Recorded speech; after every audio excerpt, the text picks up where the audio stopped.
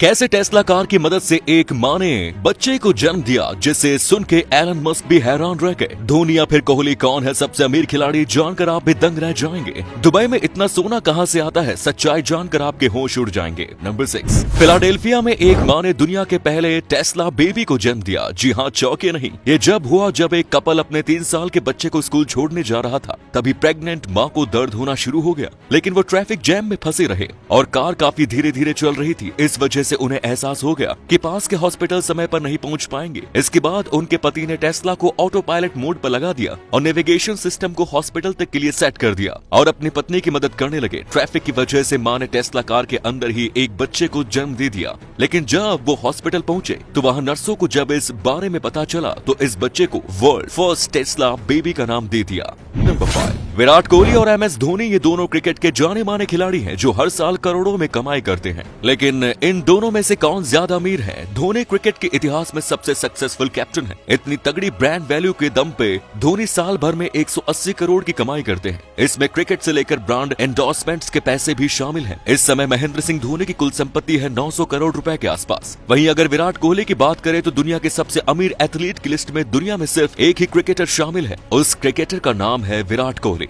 पिछले 2 सालों में विराट बहुत तेजी से फेमस हुए हैं और इस वक्त में विराट ने कमाई के मामले में MS धोनी को भी पीछे छोड़ दिया। विराट कोहली हर साल करीब 200 करोड़ रुपए की कमाई करते हैं और इनकी कुल संपत्ति है 1000 करोड़ रुपए, जिससे विराट कोहली दुनिया के सबसे अमीर क्रिकेटर बन जाते हैं। नंबर 4, दुबई को सिटी ऑफ गोल्ड के नाम से भी जाना जाता है, लेकिन आखिर दुबई के पास इतना सोना आता कहां से है? दरअसल दुबई के पास बहुत ज्यादा सोने की खाने नहीं है, लेकिन दुबई हर साल भारी मात्रा में साउथ अफ्रीका से कच्चा सोना खरीदता है, जिसे बाद में प्योर करके वो दुनिया भर के देशों में सोना बेचता है। आपको जानकर हैरानी होगी कि दुनिया में कुल सोने के व्यापार में 30% हिस्सा केवल दुबई का है।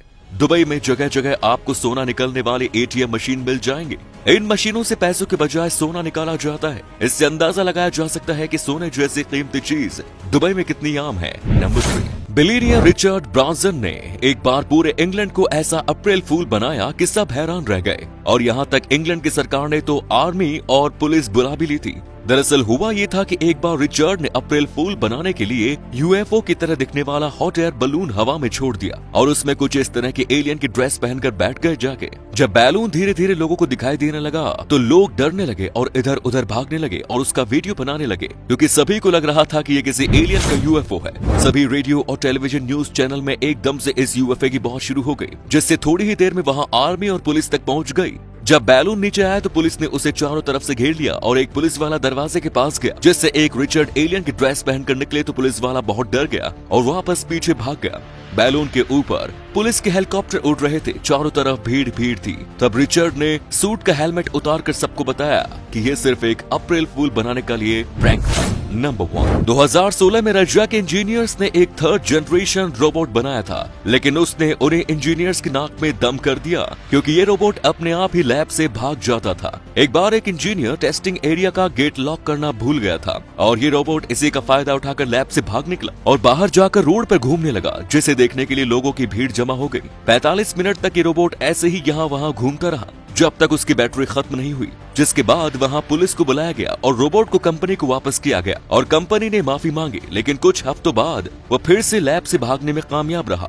ऐसे करके वो 3 से 4 बार भाग चुका था। इंजीनियर्स का कहना था कि ये एक सेल्फ लर्निंग रोबोट है जो लोगों को देखकर कोई भी चीज एक बार में सीख जाता है और इसने लैब से भागना शायद लोगों को देखकर ही सीख लिया है। इसीलिए बाद में इस रोबोट को डिस्ट्रॉय कर दिया गया था, ताकि आगे चलकर ये पता नहीं इंसानों से क्या क्या सीख जाए जो हमारे लिए खतरनाक साबित होगा।